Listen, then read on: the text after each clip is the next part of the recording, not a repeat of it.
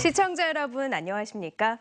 경북 동해안 지역은 오늘 대체로 맑았고 내일은 맑은 뒤 차차 흐려지겠습니다. 오늘 낮 최고 기온은 22에서 24도 분포를 보였고 내일은 아침 최저 11에서 15도, 낮 최고 기온은 20에서 23도로 예상됩니다.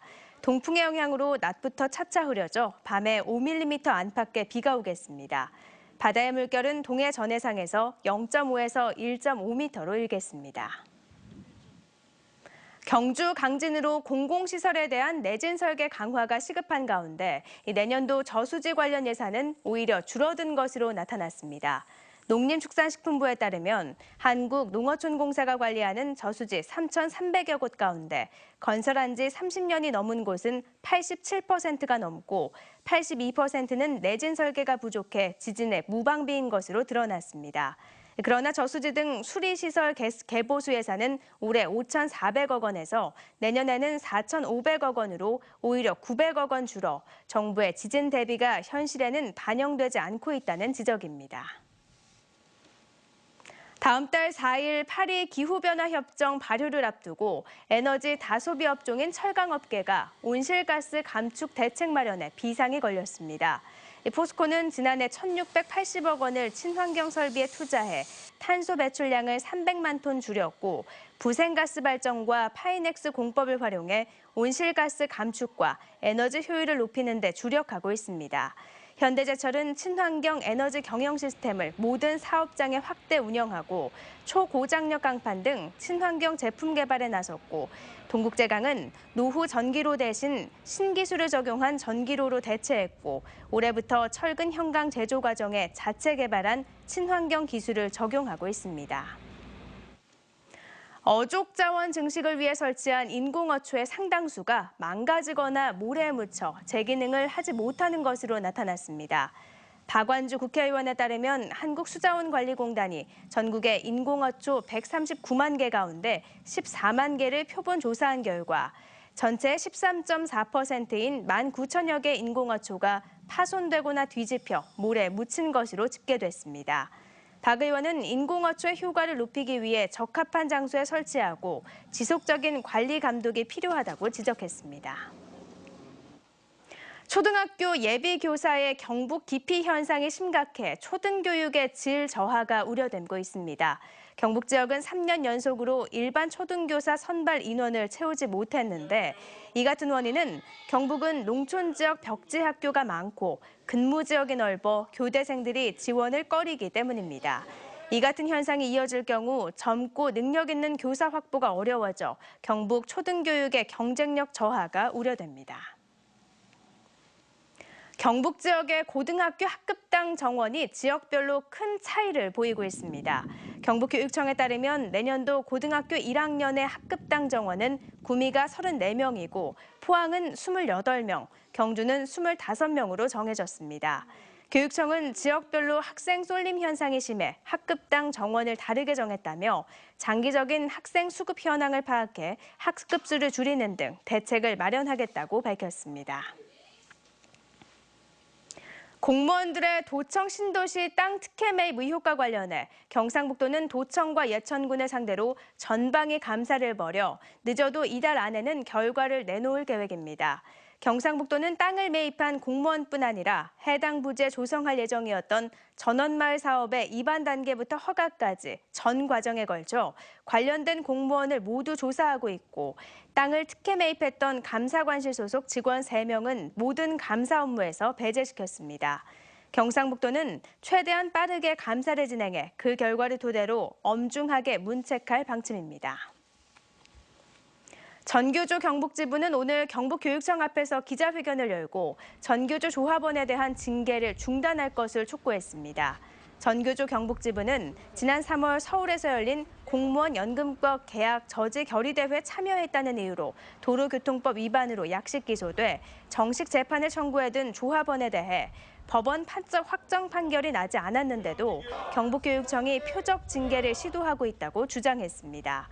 경북교육청은 결의대회 후 행진을 하다 집회신고 도로에서 벗어났다는 이유로 기소돼 벌금 400만 원의 약식 명령을 받은 조모 교사를 징계하기 위해 오늘 1차 징계위원회를 열었습니다. 경주 강진으로 추진 중인 전국적인 탈원전 100만 서명 운동이 포항에서도 시작됐습니다.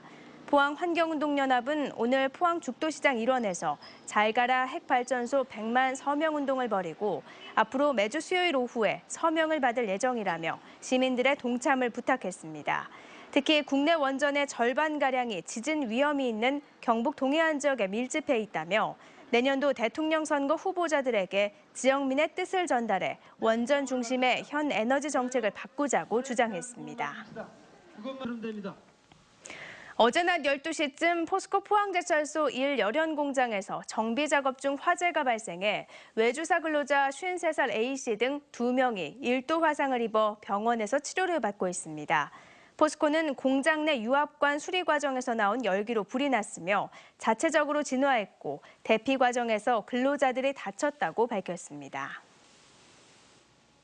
제1회 대한민국 국제물주간 행사가 오늘 대구 엑스코에서 개막해 오는 22일까지 나흘 동안 열립니다.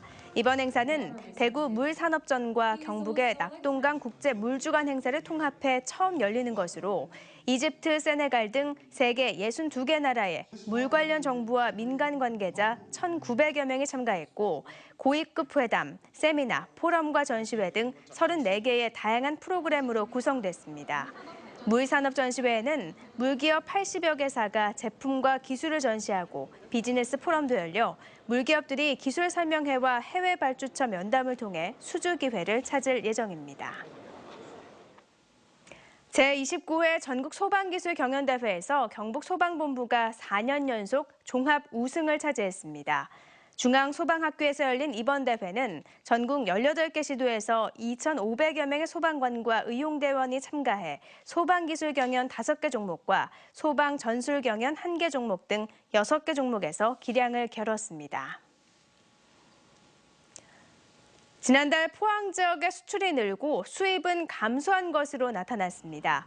포항세관에 따르면 지난달 포항의 수출은 5억 7,800만 달러로 지난해 같은 기간에 비해 1.9% 늘었고 수입은 7.1% 감소한 4억 7,400만 달러를 기록했습니다. 수출은 유럽 등의 수입 규제에도 불구하고 국내 철강제 가격이 회복되면서 철강 금속 제품의 수요가 늘었고 수입은 국제 원자재 가격 하락과 철강 수요 정체 등으로 감소한 것으로 분석됐습니다. 국립수산과학원이 수산생물의 세균성 질병을 동시에 진단할 수 있는 유전자 진단키트와 주요 전염병을 10분 안에 확인할 수 있는 레피드 진단키트를 개발했습니다. 또 현장 보급을 위해 지자체 담당 기관을 직접 찾아가 맞춤형 진단 기술을 교육하고 양식장의 수산질병관리원을 대상으로도 진단키트 시연회를 하고 있습니다. 국립수산과학원은 진단키트 산업시장에서 앞서가기 위해 넙치 양식장을 대상으로 지속적으로 현장 시험을 확대하기로 했습니다. 포항시가 농기계 임대 방식을 획기적으로 개선하기로 했습니다. 포항시는 현재 농민이 직접 농기계를 빌려가고 사용 후 세척해 반납하는 제도를 내년부터는 전화 한 통만 하면 농기구를 현장에 가져다주고 세척 서비스까지 제공하는 방식으로 변경하고 농번기에는 주말에도 농기계를 빌려주기로 했습니다. 이를 위해 포항시는 퇴직자 등을 중심으로 최대 20명 규모의 농기계 운영 지원단을 구성해 농가 지원에 나설 계획입니다. 포항 환호공원에서 유강터널 입구 구간과 영덕 대진에서 고래불 해변, 천년고도 경주 등 경북 지역 10곳이 행정자치부가 공모한 꼭 가봐야 할 아름다운 자전거길 100선에 선정됐습니다. 자전거길 100선은 행정자치부 선정위원회가 경관이 아름답고 주변 관광지나 유적지와 연계성이 우수한 자전거길 가운데 엄격한 심사를 거쳐 선정했습니다. 한편 경주에서 울진까지 이어지는 동해안 자전거길 291km는 올해 연말 개통 예정입니다. 경상북도는 내일 오전 7시부터 24시간 동안 국가지원 지방도와 지방도의 교통량 조사를 합니다. 이번 조사에는 1,400여 명의 조사 인원이 투입돼 울릉군을 포함해 경북 23개 시군, 지방도 242개 지점에서 차량의 통과 대수와 종류별, 방향별로 조사합니다. 조사 결과는 도로 정비 중장기 계획과 우선 순위 결정, 도로 개설과 정비에 따른 예산 확보 등을 위한 통계 자료로 활용됩니다. 이상으로 포항 MBC 이브닝 뉴스를 마칩니다. 고맙습니다.